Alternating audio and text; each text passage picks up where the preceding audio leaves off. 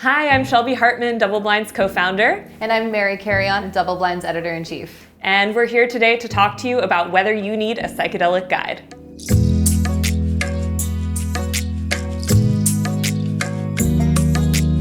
How do you know if you need a psychedelic guide, Shelby? I think the first question you have to ask yourself when you are going into a psychedelic experience, regardless of whether or not you think you need a guide, is why am I doing this in the first place, right? And if you're doing it just to have fun with your friends, then, assuming that you feel relatively okay in your life and you don't have any, serious life transitions on the horizon, you don't have any mental health serious mental health conditions that you're working through, then you probably do not need a psychedelic guide. Although, always like to say, I'm not a doctor, I'm not a therapist, so if you're unsure, find a psychedelic integration therapist or go to a psychedelic meetup and find some people there who you can really talk to about your own situation and what you're going through. But that being said, drugs like LSD and mushrooms, even MDMA, assuming that you don't have a cardiovascular condition, you're not on an SSRI, are all, relatively safe, assuming that they are what you think they are, which we'll talk about in other videos. And so generally okay to do those things. Pay attention to your dosage. Don't do way too much. Potentially, if you don't have experience tripping, don't do it at a festival where you're surrounded by 5,000 people and you might get paranoid and accidentally lock yourself in a porta potty. I have done that. I'm sure we've all had, don't just porta potty on acid. Tough. No, don't do it. Yeah, no, it's tough. It's also disgusting. Yeah, gross. But all jokes aside, if you are in those other categories of you're going through a really big life transition, like you just lost your job, or you're going through a divorce, or anything along those lines, or also you're really struggling in your life with depression, anxiety, certainly trauma, any kind of trauma, even if it's in your family, a family history of trauma, bipolar, schizophrenia, that's when you want to start looking to a professional to help you assess whether you need a guide. And there's a lot of different kinds of guides, and we'll get into that and vetting a little bit more. I think also just one more thing to add on top of that is that if you are a first-time consumer of psychedelics, this is the first time you are ever going to work with a psychedelic and you feel that deep existential fear about what is on the horizon for you, because again, you don't really know. You can guess, but you don't really know what's coming for you once you engage with the medicine. So maybe engaging with a therapist or an underground guide or someone who has a good referral network is someone who you would want to work with. Yeah, absolutely. So I've never worked with a underground therapist who was licensed above ground, and then basically after we worked with each other for a time was like, so I also do this other thing, right. Which is one of the ways people find psychedelic guides. Yes. I have had friends trip sit for me, and I have had I guess you could call them an underground guide who was not an above ground therapist. Sure. I paid for them to do a one-on-one, actually really crazy 5-MeO, DMT, ketamine, MDA experience. Wow, so we'll talk about that some other time. But I actually, did not have a great experience with that person, which is part of why I want to have this conversation today. Totally. And I've also sat in ceremonies. I've sat in shroom ceremonies, and I've sat in ayahuasca ceremonies, which are being led in sort of more of an indigenous context with multiple people at night in a maloka or a ceremonial container kind of thing. I guess the first thing I'll say is that the first psychedelic experience that I ever had where there was some kind of like facilitator or guide or person that was trained who was there to support me if I needed it, was an ayahuasca ceremony. If you've watched our other YouTube videos, you may or may not know that I stumbled backwards, like many people do, into my first psychedelic experience when I was 18 years old in college, and someone was like, "Want to do shrooms?" And I was like, "What are shrooms?" Right? Like 3 hours later, I'm like running down the hallway of the dormitory, like, oh my God, I'm terrified. Because I looked at myself in the mirror, which again, you know, tripping 101. Don't look at yourself in the mirror when you're tripping balls, unless you want to be freaked out. But anyway, so after that first experience, I, like a lot of people, decided I wanted psychedelics to be a part of my life. And I started tripping on shrooms or LSD like once or twice a year for, let's see, that was like 7 years. And then when I was 25, I had a dear friend say to me, "I tried this crazy thing called ayahuasca and you should try it too." And I was like, okay. And did what you shouldn't do, which is that I just like showed up at this random person's house in Joshua Tree, like driving down the road, like kunk, like hope my car doesn't get stuck in a pothole, and you know, get there and really had no idea what I was getting myself into, and had a bad experience where essentially there were too many people in this outdoor yurt that she had set up in the middle of the desert. Not enough people there to support. And, you know, as people started tripping, I was getting freaked out. I was not tripping yet, but people were making all kinds of noises and flailing around. And I was like, I gotta get out of here. And like stepped out of the yurt. And next thing I knew, splat. I was on the floor, the floor of the desert, because I just all of a sudden started tripping and I don't know what happened. And I got disoriented and I fell over. And I remember that I had a moment of awareness where she or one of the other facilitators was walking past me outside. I was face down in the desert. And I said to them, "Can you help me?" And the person said to me, "You need to help yourself," and left me there in the desert for the whole night. Wait, you were face down? Face down in the desert. They brought me a bucket in case I needed to vomit. Thank you very much. And that was it. I'm stunned. And ended up basically having, you know, a really hard night, going home, feeling confused by what happened, and feeling disoriented, and like I didn't know who to call for 6 months. I felt kind of just a little bit like out of my body, you know? And I think that it was only many years later that I was invited to an ayahuasca ceremony by a friend of mine who had been a guardian in the ceremony, which is usually the term they use in the sort of global ayahuasca community to refer to someone that supports the facilitator, right? So she'd been a guardian for 10 years, and she invited me to a ceremony, and I went, and I was like, oh, this is what good facilitation looks like. Like, not just someone who keeps you safe, which is, of course, fundamental. Like, you need support, you need someone to hold your hand while you walk to the bathroom, you need water, you need a blanket. Like, that person is there before you've even had the thought, right? But not just safety, also someone who really understands how to work with the energetics of a space. Absolutely. Absolutely. The energetics of the medicine. The energetics of the medicine. Absolutely.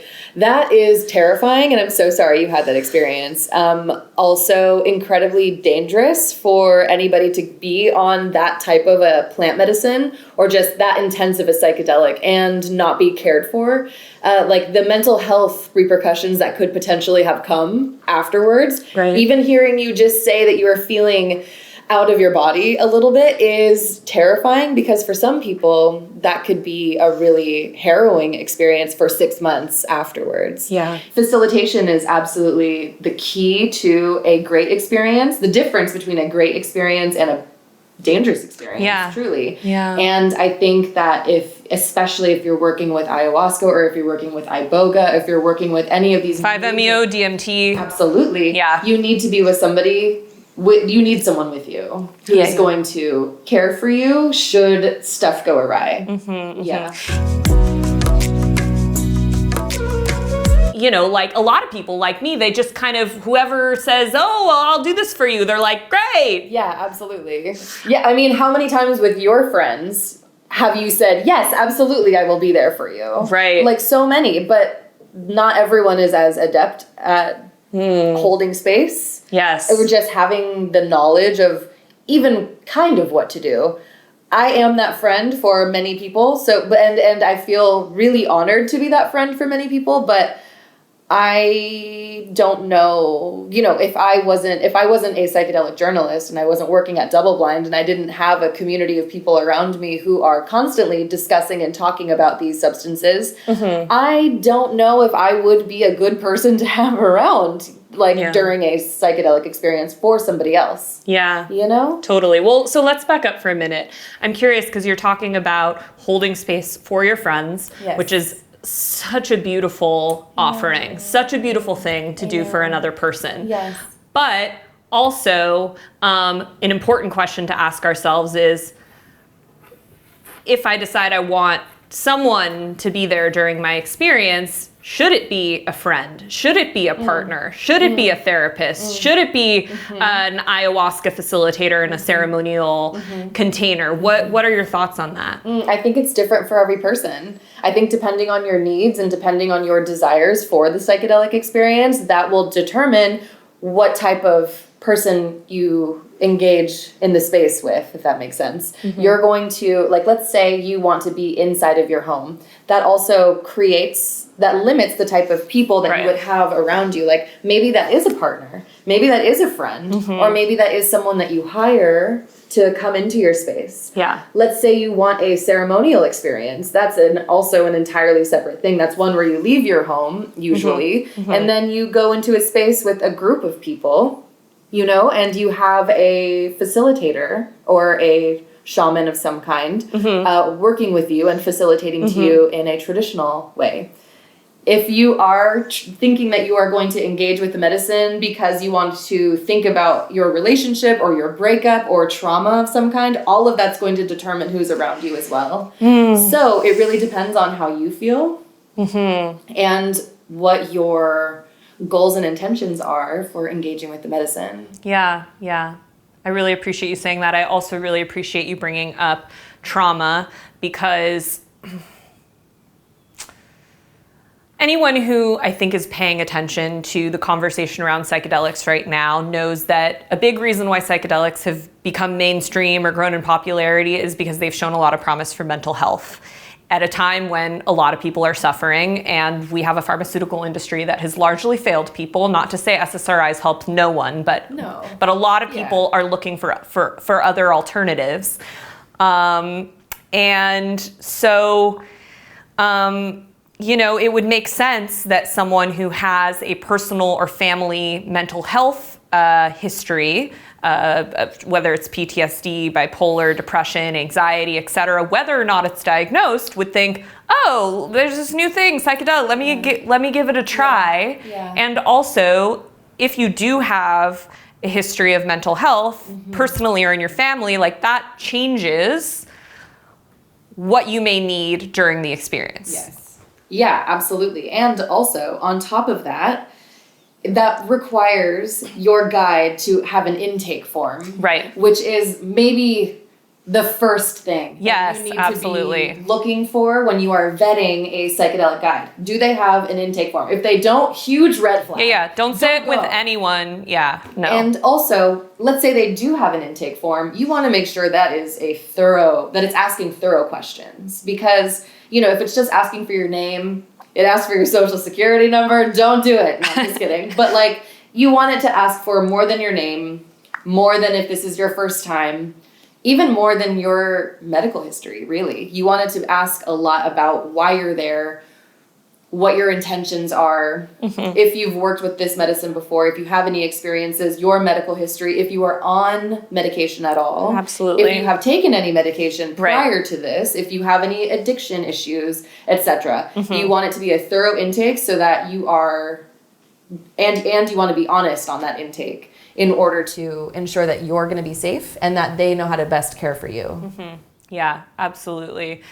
I think I appreciate you bringing this up because as we talk about a lot on DoubleBlind, in the psychedelic field, so to speak, we often refer to the 3 parts of the psychedelic experience as preparation, navigation, and integration, which sometimes you'll hear the acronym PNI. So essentially the psychedelic experience, as we talk about, it doesn't start when the mushrooms hit your mouth. It starts the moment that you start thinking about whether or not you want to have this experience. Because even as you start contemplating it, before you've actually found the guide, booked the ceremony, or decided you're going to go to the redwoods with your best friend and trip, there's something that sort of happens energetically around your decision to explore this as a possibility for yourself.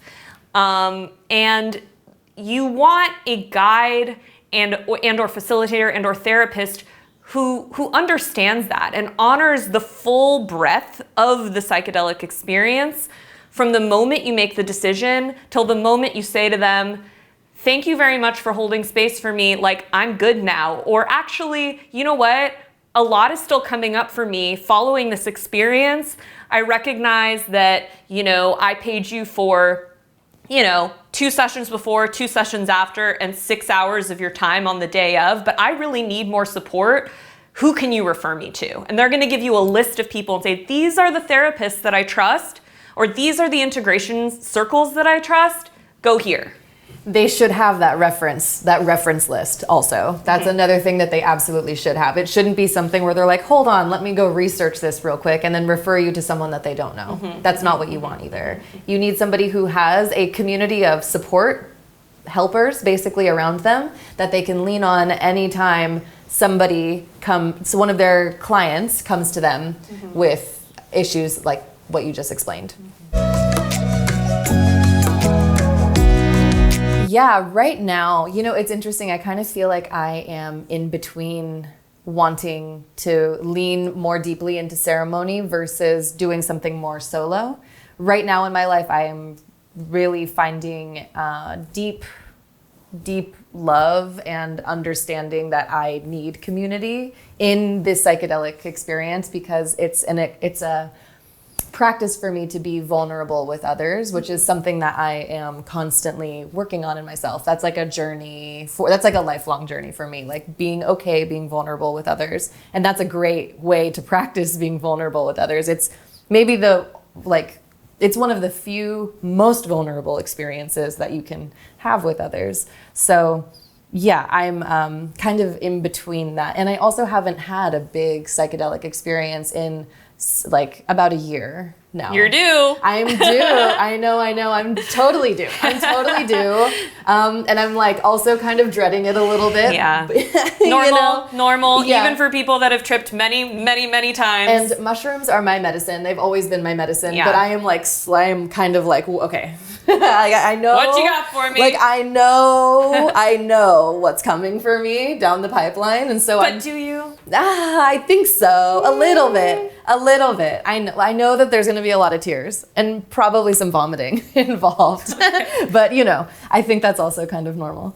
But yeah, I'm due, and I think I'm ready to go into a community space. But I also want to be respectful of those who are going to be around me too. So that also requires a little bit of vetting, like who are the types of people that are going to be in the community, who are going to be in circle with you.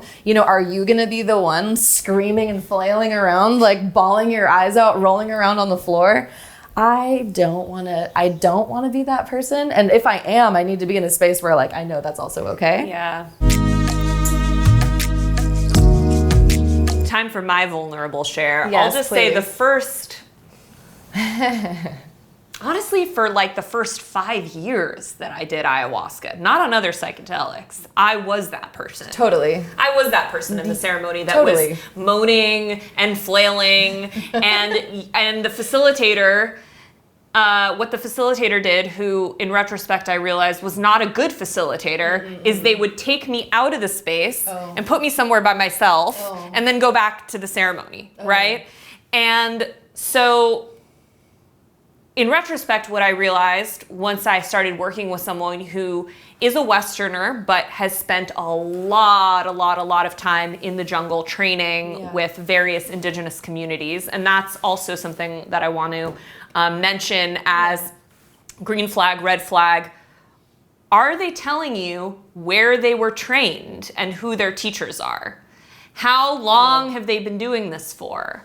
What, have they ever had any situations gone awry? What were those? You should feel like you can ask this person anything and they're going to be willing to take that time to answer your question. And there's too many times where it feels, I hate to say it, but it almost feels like pill mill, like shaman mill kind of situation. It's like they're just trying to get people in and out of ceremony like as quickly as possible. And so if you say to them, like, they're just going to send you an email or whatever and say, like, this is where, so glad you sent me this much money on PayPal. Here's the address.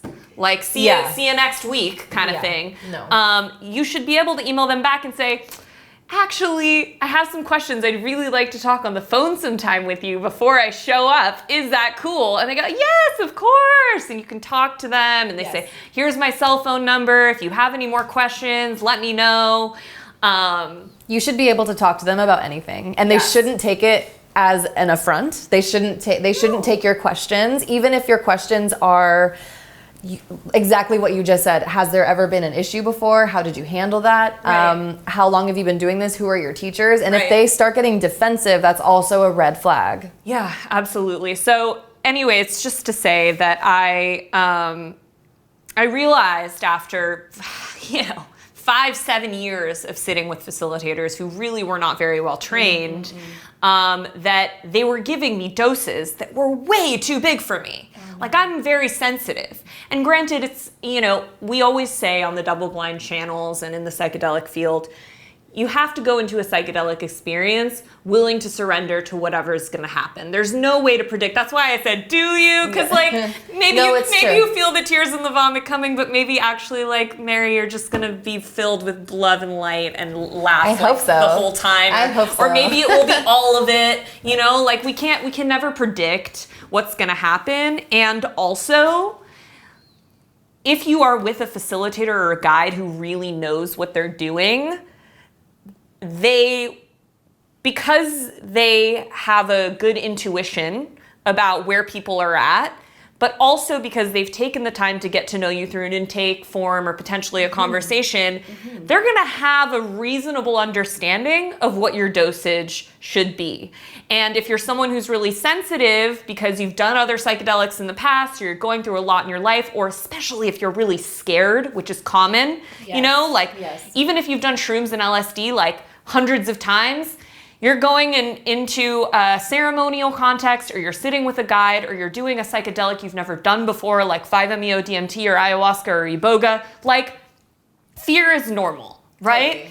So they should be titrating your dose accordingly. They shouldn't be putting you on like a giant heroic dose that's going to blow you out of the water and you're flailing around and you have no control over whether you can sit up and what's down. That's just irresponsible facilitation. Absolutely. And also, I think It's funny now because now I know what's up and what's down, but no, totally. Well, I think also in an intake form, they shouldn't be asking you if you've done psychedelics before, if you've had plant medicine experiences before.